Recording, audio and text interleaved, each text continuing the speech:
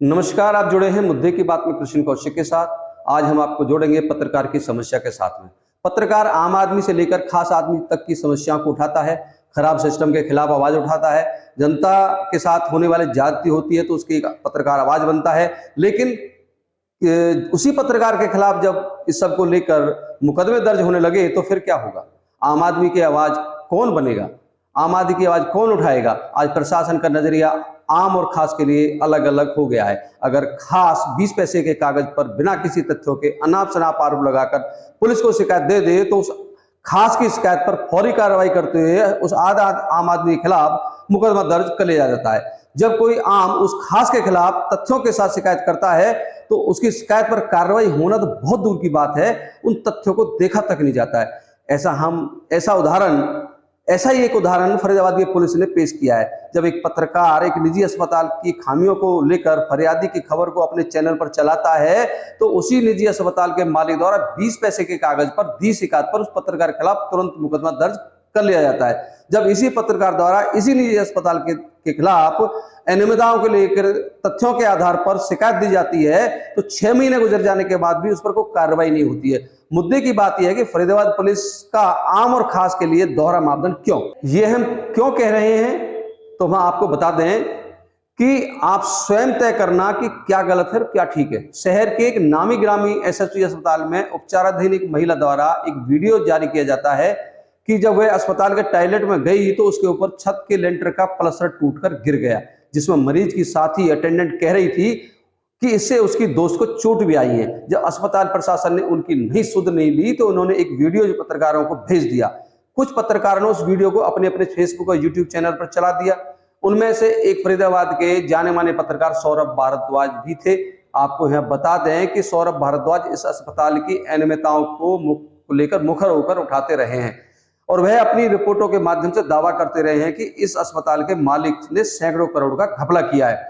परिणाम स्वरूप इस समाचार को सौरभ भारद्वाज के द्वारा चलाए जाने पर अस्पताल ने सौरभ भारद्वाज के खिलाफ मामला दर्ज करवा दिया।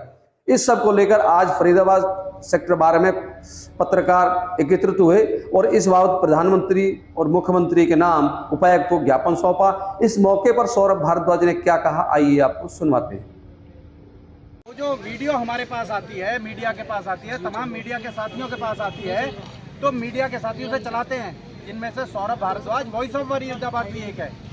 और जब ये खबर चलती है उसके बाद डॉक्टर श्याम सुंदर बंसल अपनी पर्सनल रंजिश निकालने के लिए एक कंप्लेंट दिलवाता है अपने वो जो बाउंसर्स का इंचार्ज है उसके माध्यम से, और वो कहता है अपनी कंप्लेंट में कहता है कि सौरभ भारद्वाज ने अस्पताल में 10-15 आदमी भेज दिए, अस्पताल में डॉक्टर बंसल को जान से मारने के लिए, अस्पताल में आग लगाने के लिए।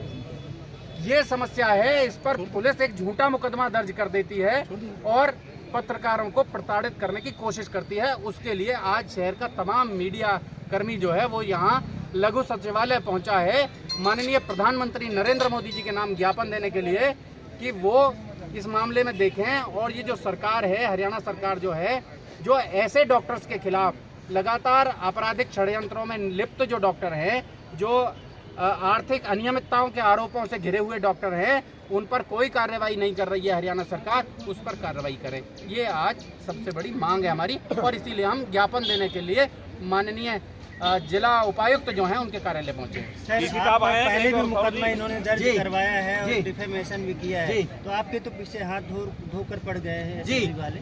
क्या मामला? दरअसल समस्या ये है कि इनका एक विवाद हाई कोर्ट, माननीय हाई कोर्ट में चल रहा था, जिस मामले में अजीत बालाजी जोशी जो हरियाणा शहरी विकास प्राधिकरण के मुख्य प्रशासक हैं, चीफ एडमिनिस्ट्रेटर हैं हरियाणा शहरी विकास प्राधिकरण के, उन्हें माननीय हाई कोर्ट निजी रूप से पेश होने के लिए आदेश जारी करता है।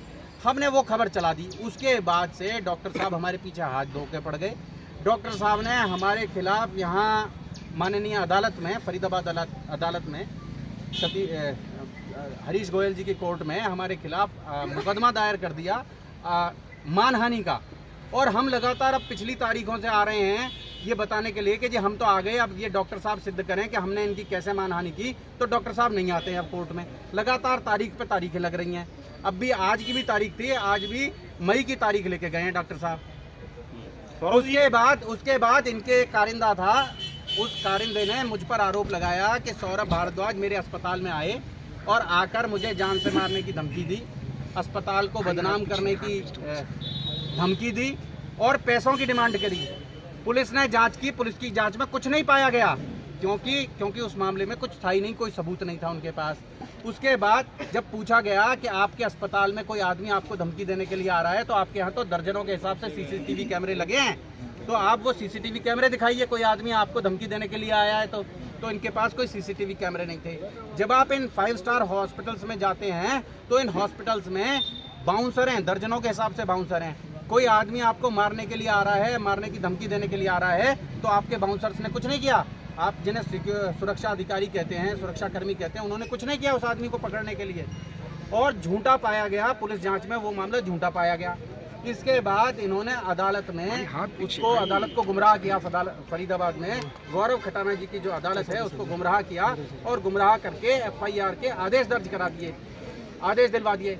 हम माननीय उच्च न्यायालय में गए, उच्च न्यायालय को हमने बताया और उच्च न्यायालय ने तुरंत उस पूरे मामले में स्टे कर दिया। अब ये मामला क्वेश्चन के लिए, FIR क्वेश्चन के लिए माननीय उच्च न्यायालय के समक्ष विचाराधीन है। सौरभ जी, एक एप्लीकेशन आपने दिया, आरोप लगाए SSB हॉस्पिटल पे।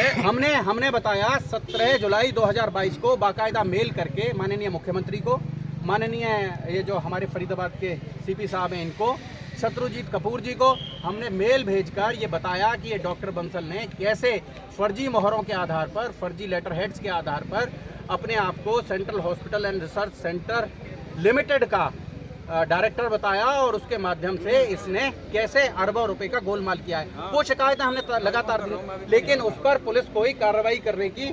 और ये देखें, ये जब इन्होंने आरोप लगाने शुरू किए तो हमने इस अस्पताल के बारे में जांच शुरू की और इतना सारा पुलंदा RTI से मिले कागज हैं, ये तमाम कागज जो हैं ये RTI से मिले कागज हैं जो सिद्ध करते हैं कि डॉक्टर बंसल जो है वो कहीं ना कहीं वित्तीय अनियमितताओं में लिप्त है और उनके खिलाफ सख्त 420 में 420 में कार्रवाई होनी। पुलिस को दिया कोई फर्जी वाला करके लोन भी लिया है, मेल के थ्रू भी दिए हैं क्या ये और बयान करके आए, अस्पताल अवैध रूप से बना 15 है की क्या? चौकी में बयान करके आए। ये अस्पताल अवैध रूप से बना है क्या जो बन रहा है? जो ये अस्पताल बिल्कुल अवैध रूप से बन रहा है। ये अस्पताल नहीं है, ये दरअसल रिसर्च सेंटर है और रिसर्च सेंटर में 75% काम रिसर्च का होना चाहिए और 25% उसकी सपोर्ट में कोई अस्पताल चला सकते हैं। लेकिन यहाँ तो इन्होंने 200% में अस्पताल चला दिया, इवन अपनी बेसमेंट तक में अस्पताल चला दिया।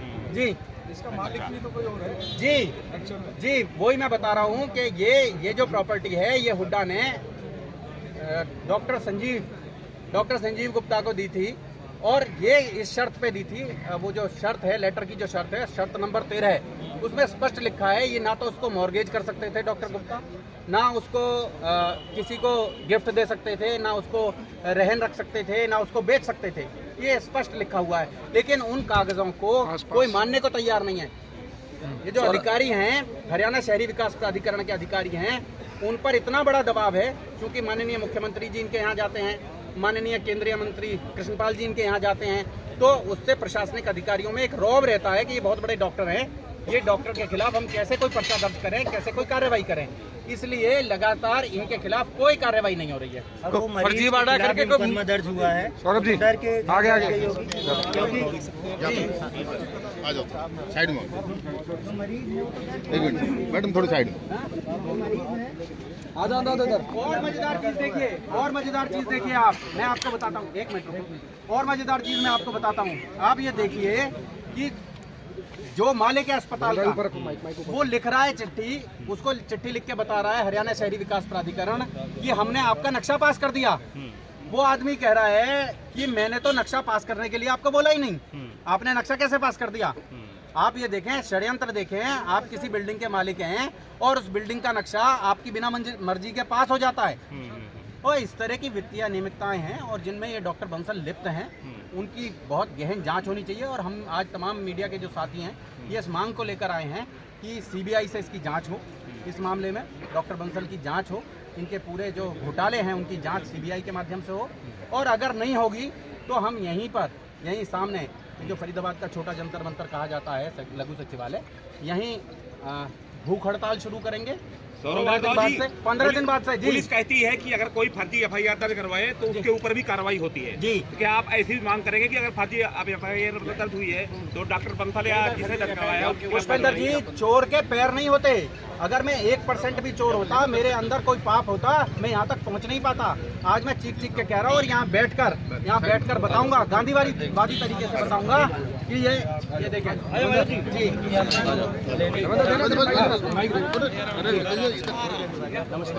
देखिए जिस तरह से आपको ज्ञापन सौंपा जा रहा है, आप देख सकते हैं दोस्तों, जो ज्ञापन सौंपा जा रहा है यहाँ पर, और देख सकते हैं यहाँ पर उपायुक्त कार्यालय में ज्ञापन देने के लिए तमाम पत्रकारों का एक ज्ञापन, फरीदाबाद के तमाम पत्रकार इस समय मौजूद हैं।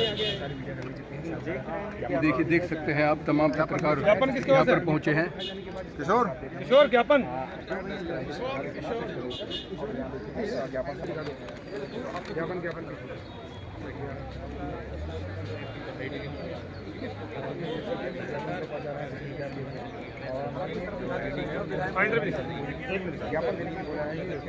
तो फिर हम भूख हड़ताल, अमरनाथ अनशन शुरू करेंगे जी। उन्होंने कहा है, सीडीएम साहब ने कहा है कि हम इस पर नियमानुसार कार्रवाई करेंगे और ये आश्वासन अभी मिला है। पहुंचे क्यों आप एफआईआर आपके ऊपर हुई, आप बता रहे हैं क्या वजह क्या रही? अस्पताल की छत एक महिला मरीज पर गिर जाती है, महिला मरीज एक वीडियो बनाकर बाहर भेज देती है कि मेरे साथ ऐसा अत्याचार हो गया, अस्पताल मेरा इलाज नहीं कर रहा है और मुझे देखने नहीं आ रहा है, मुझे पूछने नहीं आ रहा है और मेरे लिए कोई इमदाद नहीं है। और मीडिया के हमारे साथी और नेट स्वयं उस वीडियो को अपने पोर्टल पर, अपने वेब पेज पर पब्लिश कर देते हैं। इसके बाद डॉक्टर बंसल भ्रष्टाचार का आरोप लगाकर, अवैध वसूली का आरोप लगाकर, ब्लैकमेलिंग का आरोप लगाकर, खुद को जान से मारने की कोशिश का आरोप लगाकर, अपने अस्पताल को जला देने की कोशिश का आरोप लगाकर मेरे खिलाफ मुकदमा दर्ज कर। क्या लिखते हैं, क्या बोलते हैं जी